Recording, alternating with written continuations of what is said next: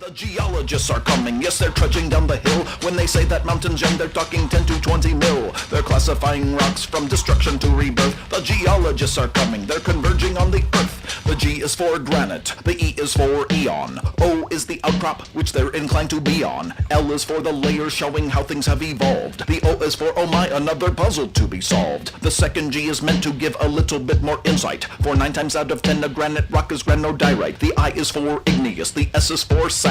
The T is for the timeline that they're holding in their hand. The geologists are coming, they're emerging from their tents, braving steep volcanoes to explore volcanic vents.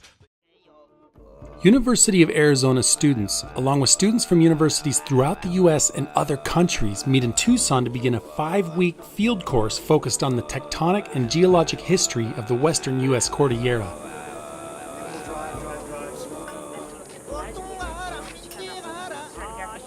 The main objective of this field camp is to train students how to think at large regional scales with respect to tectonic problems.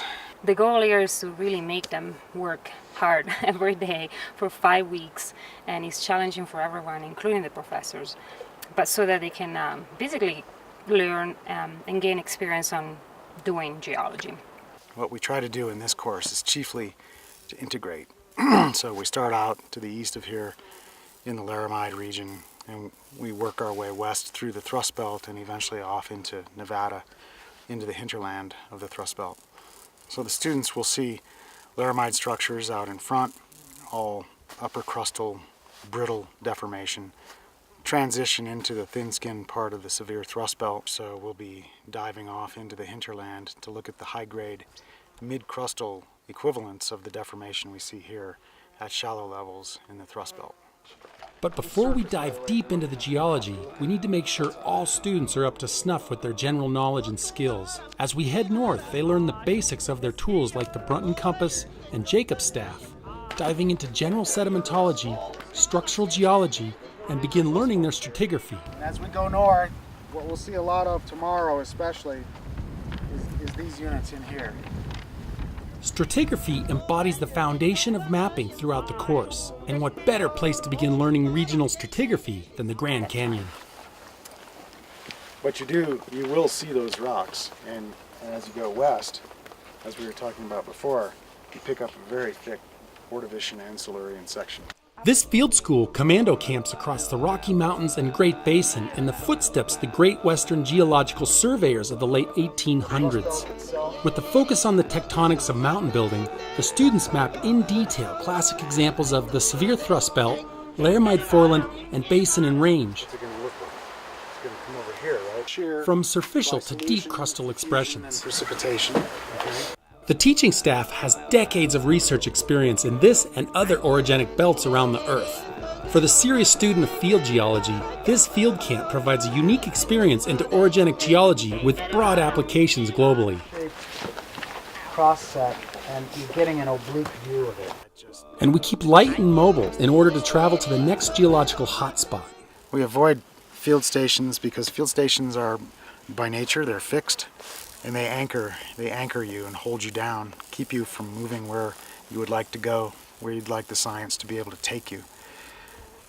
The great surveys, that's the way they operated. They moved through regions. They didn't set up long-lasting bases of operation.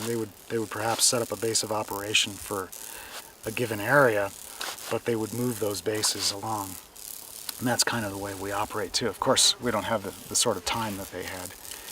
But we try to recreate a little bit of that, a little bit of the sense of discovery and venturing into new territory. We hope that the students gain some excitement and enthusiasm for that as well.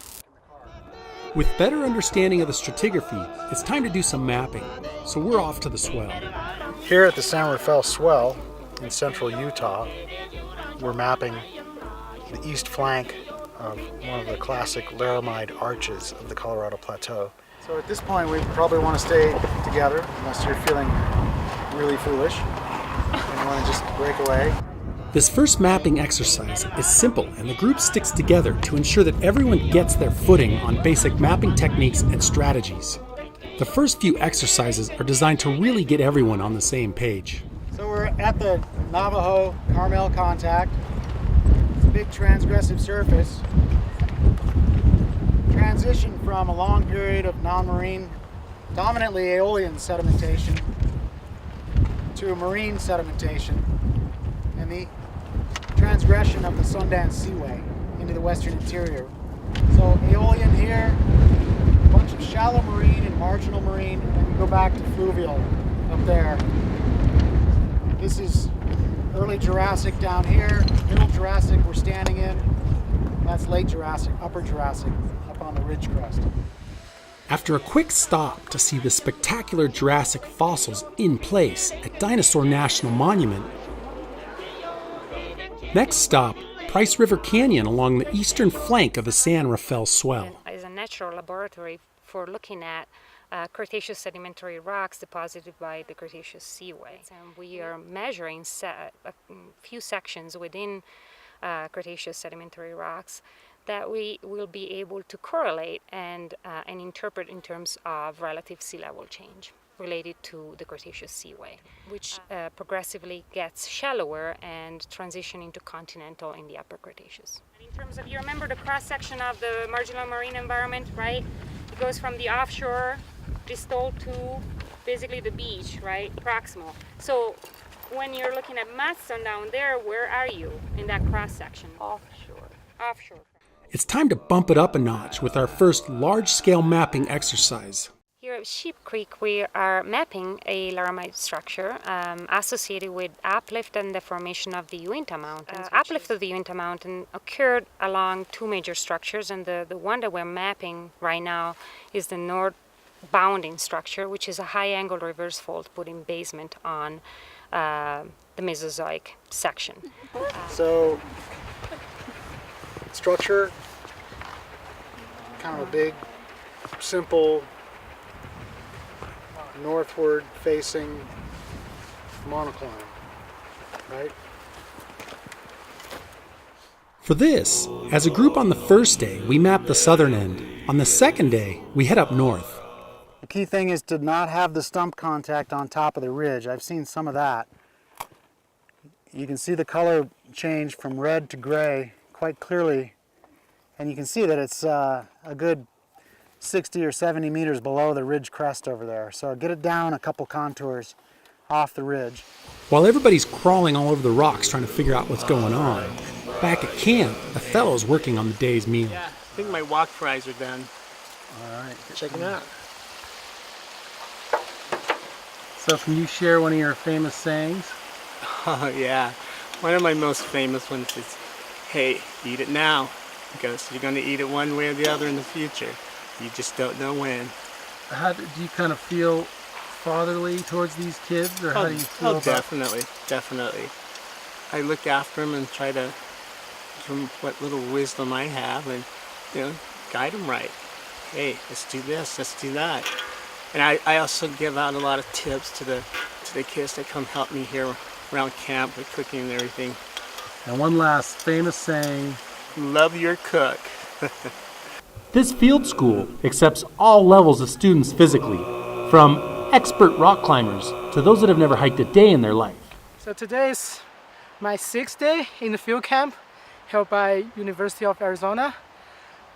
It's pretty hard actually. Like, I just got a lot of water and stuff with me, but now there's no water and there's no food. How do you feel? Feel like right now I just feel tired, and I can only feel my feet actually, and I really smell bad. Yeah. But actually it's good. It's like a good trip. How'd the hiking go for you?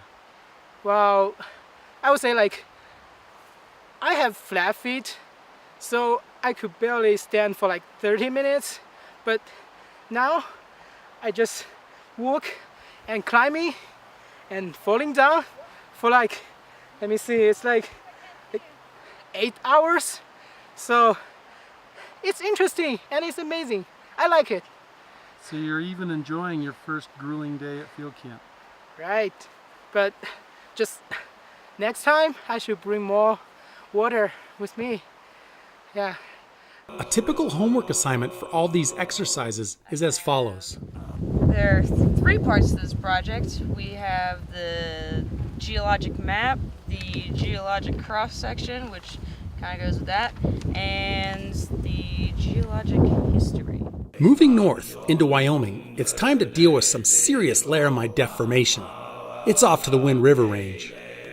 Looking at the superficial expression of a huge high-angled reverse fault, which is the Wind River Fault. We're mapping a monocline and a growth structure within Cenozoic strata, which are recording basically the deformation associated with the Wind River Fault. As you can see in the background over there, the beds are dipping fairly steeply off towards the southwest. They're up on the horizon behind me. Over there you can see those same rocks have been folded over, so it's basically a simple monoclinal flexure right here. That probably records the surfaceward propagation of a big thrust in the subsurface. These sediments were being deposited while this structure was growing. It's kind of analogous to what you might find if you folded your hand and while you were piling sand up against it. The sand right up against your hand would be thinner than the sand away from your hand. So that's basically what was happening here, is that the sediments that are accumulating out there in the distance are much thicker than the sediments that were accumulating right here on the flank of the structure. So we call these things growth structures. At this point in camp, students are still figuring out how to map and make sense of exactly what they're seeing. Had better days. A little confused at what's going on, but got about an hour left of our exercise today, so hopefully I can try and come up with something. Any guesses? Well, I just got to this side of the ridge. I started over there on the northeast part of it. So that's all I've seen so far. I've been taking some strikes and dips. It's really shallow dip over there on the northeast side, and then I've just been getting into this different formation. Has a lot steeper dip going in the other direction, so I mean, this could have been like an uplift. You know, this is like a really small basin with an uplift, and we have the different sides on both sides, almost like an anticline. So I suppose that's all I have for right now. Like Pete said, it's only going to get easier because of our stamina. Hopefully I get buns of steel at the end of this.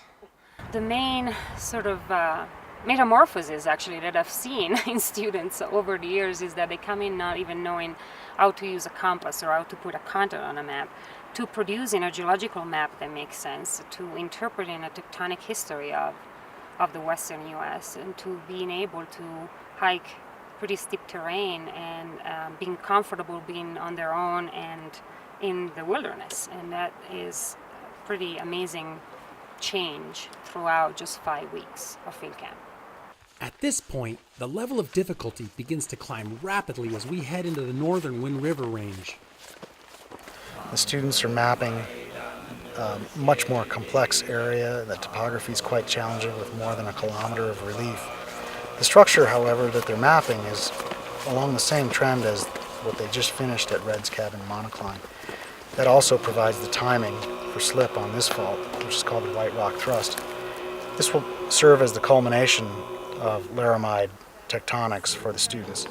You can get a feel for the structure as well. It's very straight. That outcrop belt right there is very straight. That's basically the Paleozoic contact on basement right there. You can see it from space. Okay, everything from here to here is Archean granitic gneiss, and everything from here to here is Paleozoic and Mesozoic rocks. So you can kind of get a feel for the shape of the Wind River Thrust here. It's shaped like a big shovel blade. The backside is not shaped like that. It's shaped, it's very straight like that. So that suggests that the shape of the thrust is that it's actually climbing section laterally towards its tips, towards its lateral tips. It's climbing up to higher levels in the crust. Sadly, some students are just not getting it, or they've begun to develop some strange realities. We're searching for some fossils over in the rocks, but I'm not so sure that's the right move. I'm I'm fixing to take some strike and dip, and that way I can figure out what's really going on here. I'll just practice, you know, the delivery really is what it is, just the delivery. Just kind of, you know, hammer, back, out, and back. Grunting, flipping, out, taking a strike and dip down here, trying to like get like the levelness. See, I've already got 3 readings, 52, 45, 67, just from like that. So, I mean, if you can just get that down, then the rest just kind of falls into place. Yeah, hammer once, get ready, put it back. Hammer twice, get ready, put it back. Grunting, out once, check, it's not good, put it back, doesn't matter. Right? If it's good, you pull it out, get this little thingy out here, put it in the right side, and then you can just go to town and just start flipping it and figure out where the needle goes. You just get a bunch of readings like that. Yeah, and then you just holster it and you're good to go. Usually I just get someone to write down my strike and dips for me. Simon somewhere, he's usually who does it. I can't quite find him here. But I'll just have to keep it up here. There's no point in writing it down just because I can remember. So yeah, I'll just have to remember 59, 167, and 300, like I said just a minute ago, and we'll get Simon to write that down for me and maybe map it if I'm lucky. Hey Simon, I need you to write down a few numbers, like right here maybe. 37, 52, 272, and 360 right across the lake here. Like right there. No, I don't work for you. Are you serious? What are you thinking? I'm the TA, you're the student. You write it down. It's just one thing, I see one thing, that's it. Just help me out here. Why would you want me to write it on my map? Because I'm probably going to end up turning it in anyway. What good's that going to do you? Beginning of each new exercise, the stratigraphy needs to be placed in the framework we've been developing since the beginning. Okay. So, let's start again. Bighorn, Jefferson, Madison, Tensley, Phosphoria, and then Triassic. So, spend some time, just write it down, okay? Figure out a little mnemonic or something. Just get that wired into your brain. So you don't even have to think about it, okay? You don't have to flip through your notes, you just know it. In these early exercises, the group routinely pulls together to review key features in the geology. There are some features that we don't want to leave here without recognizing. So we walked through that straight section along the lake, right? Just coming down section southward on the eastern shore of the lake. Then we turned the corner, came up this long valley. We didn't see a lot of exposure in here, right? Big glacial valley, U-shape. Now we're on this stuff. What are we sitting on? Madison. Madison again. Okay, so some sort of a major change, and we're on a different structural pattern, right? What else do you notice around here? Have you looked at the rocks up in the high cliffs? Yeah, it doesn't look sedimentary, does it? Dark colored, hard to follow any stratigraphic layering, real gnarly outcrops. We haven't seen anything like that in the Paleozoic or the Mesozoic section, have we? What do you think it is? Basement. Yeah, it's Archean. This is Archean basement of the Wind River Range. So before we leave here, make sure you at least think you understand that contact, okay? Why do we know we're in the Madison here? Rugose corals. Well, it's a massive limestone, massive gray limestone. Okay. The rest of today, to get back to camp, I would recommend that you have a look up there at those red rocks, and you plan out a traverse that takes you across that hillside and then obliquely back down towards the trail that we followed on the way out. Remember, we're on the eastern side of the Cordilleran orogenic system in the Laramide, and this provides the students with their first chance to really see what a basement thrust fault looks like. One of these Laramide faults. The structure that they mapped down at the south end of the range was not particularly spectacular. The reason we do that work down there is because it's a growth structure down there, and we can actually determine the age, the timing of the reverse faulting in the Wind River thrust fault system. Here they get to actually see the structure one of these well-developed basement structures. So that's the idea behind this tandem of exercises that they're doing. What do you think? What are you getting? In addition to the mapping, the students learn about the geological history of Western North America. The western margin, right, has rifted now, and it's been rifting for 150 million years or so. It's opened up, now we've got a nice passive margin developed. And so the Paleozoic, the rest of the lower Paleozoic, even into the middle Paleozoic, is going to start onlapping onto the western margin of the continent here. And this is the first unit that kind of makes it over the top, up onto the basement. Working our way from trackless forests to stunning ridgelines, the hiking and amount of effort required built to very demanding. Cambrian undivided. Bighorn. What do you say? Oh, look at all that. That's the good stuff. Oh, stew it in there. Like phosphorus. Fortunately, the results of all this effort are exhilarating.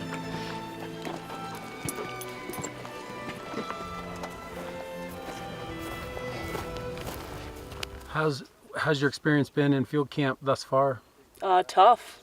This is a tough one. This is a lot of work. It's a lot of physical, you need physical endurance to do this. But I think when you get through it, it'll be great.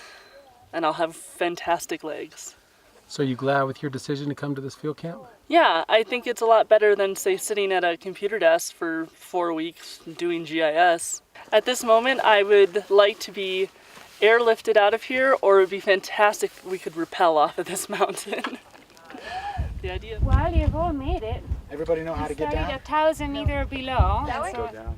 This is a pretty complex area, but you're looking at a major thrust fault, which we saw. So think about potentially having another one, right? And then syncline, anticlines in the footwall of these big structures. And everything we throw at the students has a specific purpose. Once they get over the fence of understanding that things are related, then they see the value in it, and then they embrace it. Actually, so that's the philosophy of our course here: is to try to get students to understand, at least get a glimpse of the North American Cordilleran orogenic system as a system of problems, not just a bunch of isolated examples of geological terrains. The Earth is an interconnected set of processes and products of those processes. Nothing happens over here without some sort of feedback relationship to something else, nearby or even in a teleconnective sort of way. And I almost unanimously am told, particularly by industry people, that they really value the student who comes out of a field camp that shows them these kinds of things. They really value the ability of students to generalize. And the students' efforts are beginning to pay off as they begin to grasp the regional geological picture. So we just finished mapping the area, just kind of finished working on the map that we've been working on for the past 4 days. Up here is kind of boring. We've got this big section of Mesozoic sedimentary rocks, and then below that we have a big package of Paleozoic rocks. Underneath the Paleozoic units you've got Precambrian basement. But as you cross over one of these main thrust faults here, you get into an interesting domain where the rocks have been folded and tilted. You have a major syncline running through here, which dips the rocks this direction, and they've been folded from the two faults coming together and pinching each other. And the cross section basically cuts straight through the main fault and part of the secondary fault, which really doesn't touch it until you're over here. You have this main thrust system right here, this main thrust sheet from the Laramide is pushing together these Paleozoic and Mesozoic rocks and folding them into the syncline that you see there.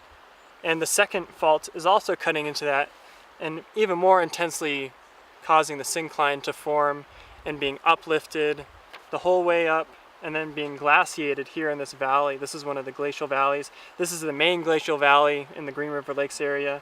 You can see it's taken away, as it's drawn here, 6,000 feet of sediment.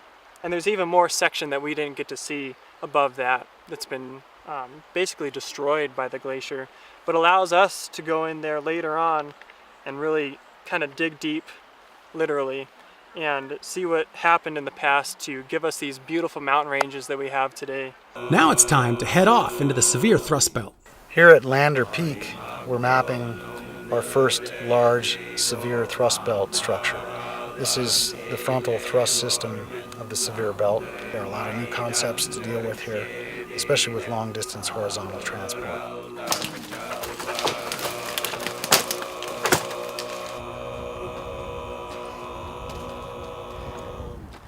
So here we are.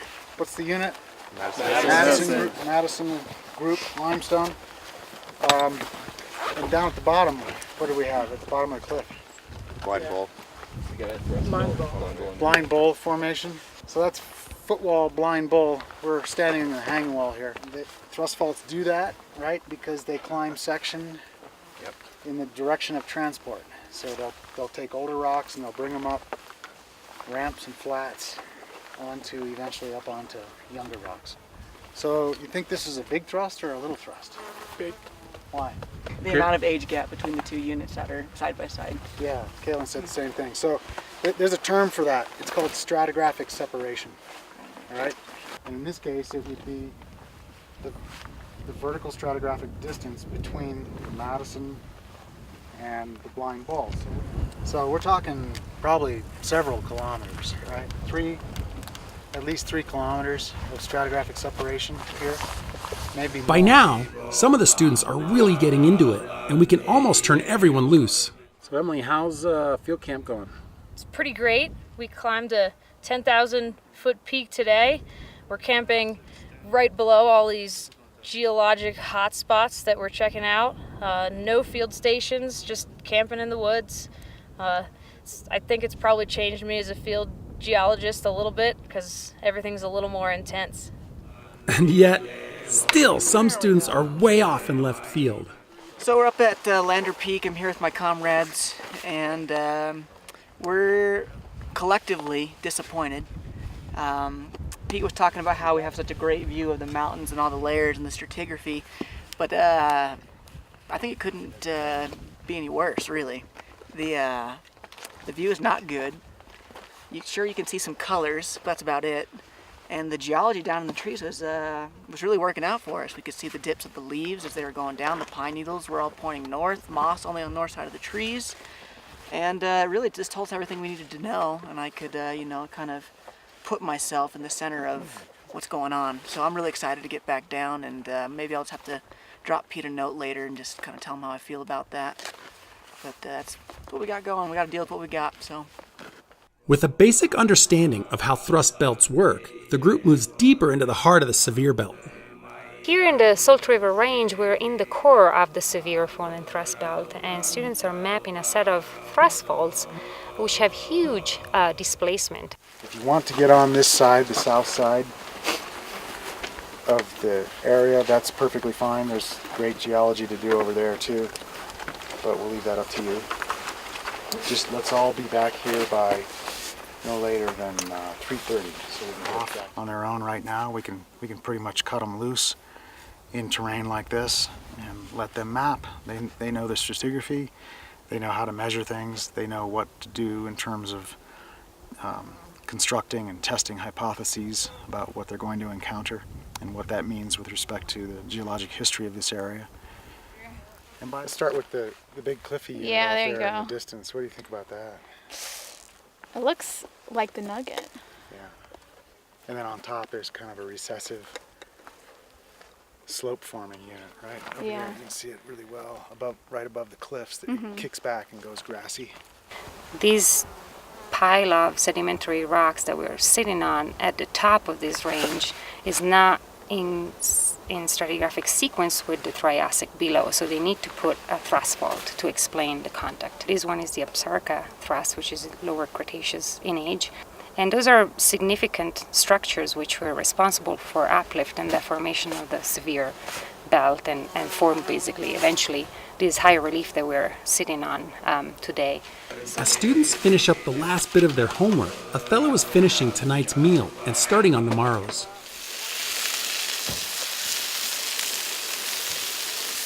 When they're out in the field, they're Pete and Barbara. When they're here, they're all mine. Fatting them up like little pigs. It's healthy, nutritious meals. This shit is jamming right here. Yeah. Yeah. It's sun-dried tomato and olive oil, marinated chicken thighs, and I'm gonna make chicken Alfredo with it, mañana. So, just remember guys, eat them all up today, there's none tomorrow. Can't go to the store to get more. Upper crustal shortening in the Laramide and Sevier belts begs for an explanation of what was happening at the same time in the middle and lower crust farther to the west. No better place exists to study this problem than the East Humboldt Range in Nevada. So we're at Angel Lake now, deep in the hinterland of the Sevier thrust belt now. The students are dealing with essentially some of the same rocks anyway that they were mapping farther east in the thrust belt. However, the rocks are at high grade now that represent the interior core of the Cordilleran orogenic belt. You pretty much have to have crustal thickening to get these kind of melts. These are high-grade metamorphic rocks that were ductily deformed and partially melted deep in the crust, while farther east in the Sevier belt, huge thrust sheets were being carried eastward above brittle faults. By now, we're all in great shape and can focus on the complex geology as we head to the summit. At the top is a great clue to what's happened.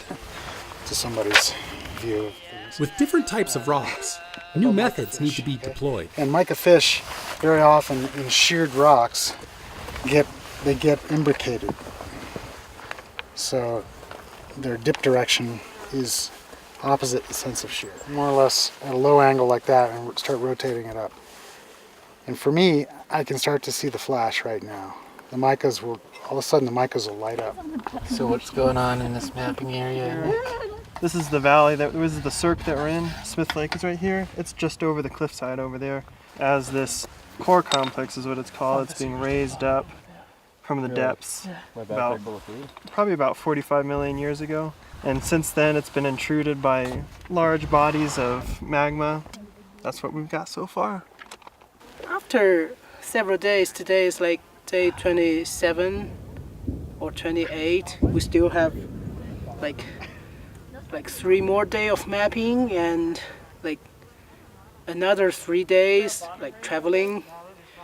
So everything starts to get clear to me. And by the end of the course, our last exercise is a big synthesis cross-section that ties all of these different exercises along this transect down into the middle crust at least. You got there on your map, Thomas? A whole lot of nothing. About to dive in. Dive on it. And at that point, you know, it's really not until they begin that cross-section that they start to really fully understand what's going on here. Finished yet, Tom? Getting there, man. What does it look like below the moho? Below the moho, it looks like a mantle.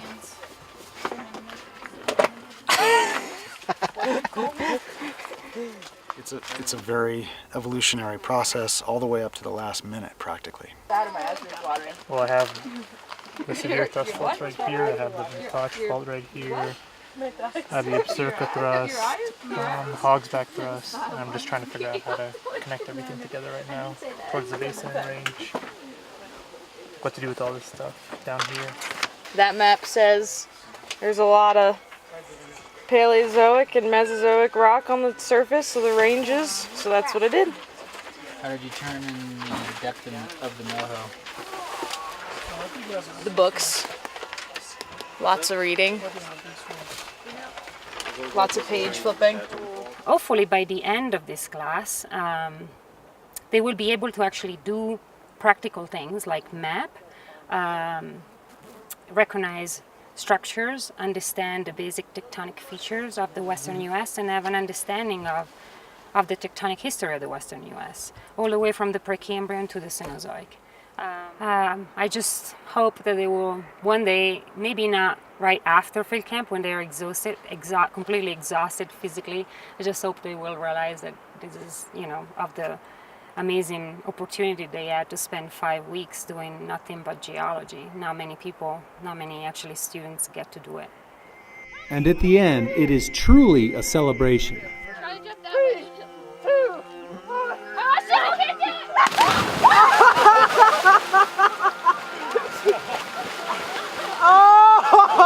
And this experience is something that will stick with them for the rest of their lives. Looking back on field camp, do you view geology any different? I do.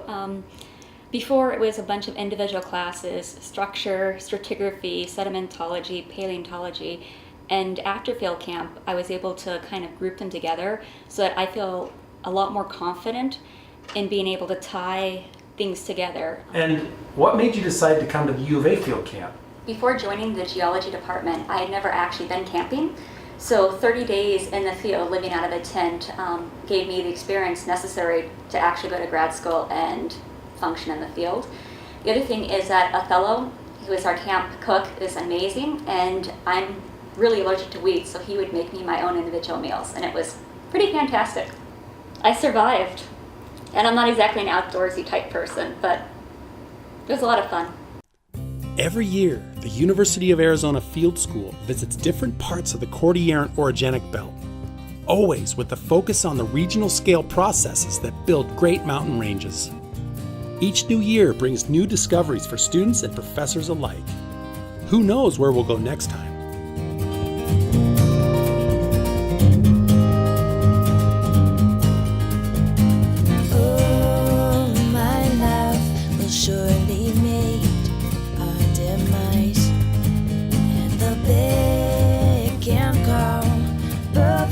Bittersweet rice, and we're losing time to build our bridge on that fault line.